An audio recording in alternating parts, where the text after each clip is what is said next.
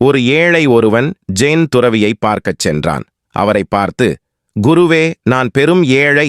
என்னிடம் என் உயிரைத் தவிர வேறு எந்த சொத்தும் இல்லை. நான் ஒரு நல்ல வசதியுடன் வாழ வழி சொல்லுங்கள் என்று கேட்டான். அதற்கு குரு அவனிடம், நான் 5000 தருகிறேன், உன் கைகளை என்னிடம் வெட்டிக் கொடு என்று சொன்னார். அவன், என்னால் 5000 ரூபாய்க்காக என் கைகளை இழக்க முடியாது என்று கூறினான். சரி, நான் உனக்கு 15000 ரூபாய் தருகிறேன், உன் கால்களை கொடு என்றார். அதற்கும் அவன் ஒப்புக்கொள்ளவில்லை.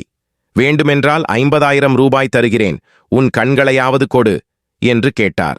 அதற்கும் அவன் முடியாது என்றான். உனக்கு 20 லட்சம் வேண்டுமென்றாலும் தருகிறேன், உன் உயிரைக் கொடு என்றார். அதற்கு அந்த ஏழை, என்னால் நிச்சயம் நீங்கள் சொல்வதை செய்ய முடியாது என்று கூறினான்.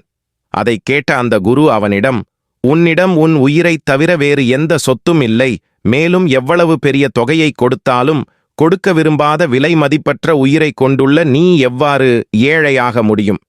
ஆகவே உழைத்து வாழ்க்கையில் முன்னேறு என்று கூறினார். விலைமதிப்பில்லாத நம் தன்னம்பிக்கை ஒன்று போதும் வாழ்வை ஜெயிக்க. இது போன்ற நீதிக் கதைகளை கேட்க நமது சேனலை சப்ஸ்கிரைப் செய்து கொள்ளுங்கள். நன்றி, வணக்கம்.